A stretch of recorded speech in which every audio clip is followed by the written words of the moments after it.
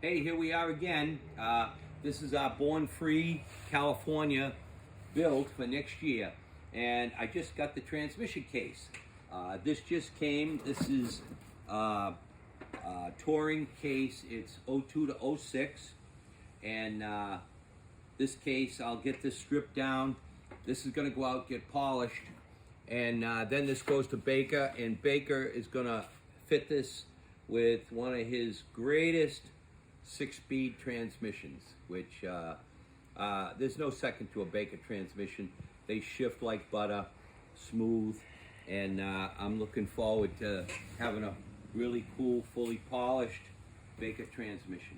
Hey, do you think that Bert will sign it like he used to sign my race bike transmission? I think that Bert might want to sign this, yes. Yeah, I mean, this is going to be going to sign, you never know. Yeah, with Bert. this is going to be a cool build, and to have Bert involved is always the best. Right. I love having Bert involved. Bert's been my friend since day one. I met Bert when he first started in the industry, when he was a straight businessman. Before he had tattoos. When he was still wearing alligator shirts and loafers. Yeah. And this case, no tattoos. This case, just to show that you don't have to buy brand new. Obviously, we bought this used. Why '02 to '06? Because the engine I'm using is '02 to '06.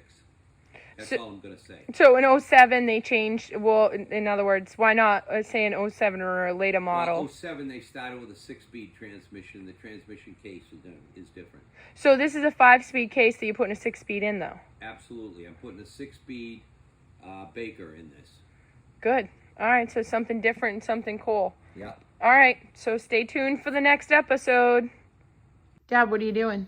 I just got this transmission case in for my Born Free California bike, and I'm having the case polished, so I have to get all this paint off, which it is tough. But I have aircraft stripper on it. I can smell it. And it's taken a while, but it's coming off eventually.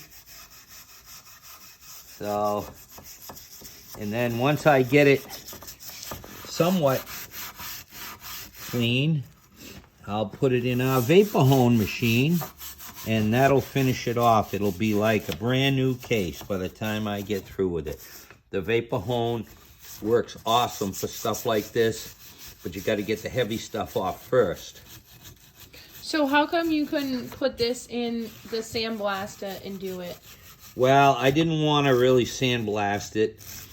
First of all, this paint is so heavy on these Harley cases that it takes a lot.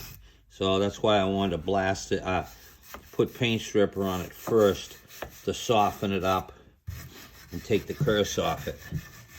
Well, but I'll have this all stripped shortly, and then I may end up putting it in the sandblaster just to touch up a few spots.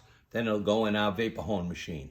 All right, well, we'll have to do a video in the vapor hone machine that we just got. Yeah. Because people probably don't even know what that is, because I didn't. Right.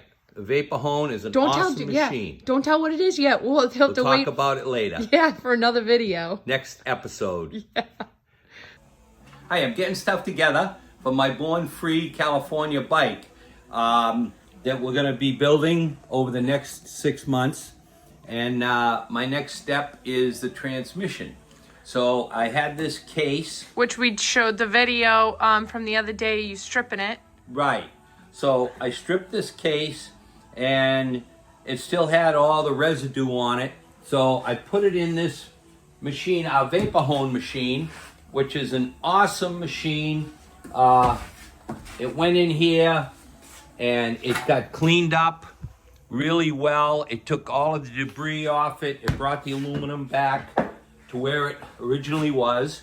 And the next step is this case is getting shipped out today to Doug Baumgardner, who is my polisher. He's in Ohio, and he's going to polish this, and he'll be getting the +1 oil pan from Baker, which he'll also polish, and it'll go on this transmission.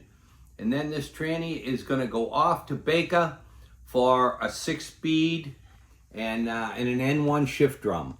So until next time. Yeah, so the last video, it showed the stripper and got all that, well, not all of it, but a good chunk of the black off. And then the vapor hone, how does that work? With water? It's a water slurry solution, metal oxide, and it cleans it up. It won't really take the paint off very well because this is powder coated. So this is really tough stuff to get off. I had a heck of a time stripping it. But it's good enough to go out and get polished, and we'll go from there.